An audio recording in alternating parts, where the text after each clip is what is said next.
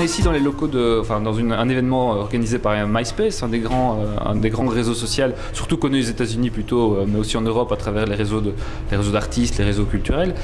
Une des leçons que vous évoquiez tout à l'heure quand vous avez donné votre exposé, c'était grandir, ça passe par aussi le fait d'accepter ses erreurs et quelque part finalement d'en faire quelque chose de normal dans le processus.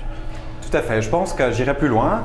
C'est pas d'accepter les erreurs, c'est d'en faire. C'est de se lever le matin en disant aujourd'hui je vais faire une erreur et de ne pas hésiter, que ce ne soit pas une barrière à l'expérimentation. C'est ça, pas chercher à faire une erreur, mais se dire voilà, de toute façon, d'accepter le risque de façon totale. C'est ça. C'est un phénomène qui, notamment à Silicon Valley, est mis très fort en valeur et qui est ici très bien accepté. On lit très souvent des CV de grands entrepreneurs qui listent une erreur après une autre erreur, une faillite après une autre faillite, et c'est reconnu comme étant un plus. Là, on a encore du travail à faire en Europe. Ouais. Mais au niveau du web et surtout au niveau de l'innovation extrême dans tous les domaines, ceux qui ne font pas d'erreur ne tentent pas leur chance. Donc, à Playfish, nous faisons des erreurs tous les jours, mais c'est en faisant des erreurs. Et la deuxième partie de ma phrase dans mon exposé, c'était « faites des erreurs ».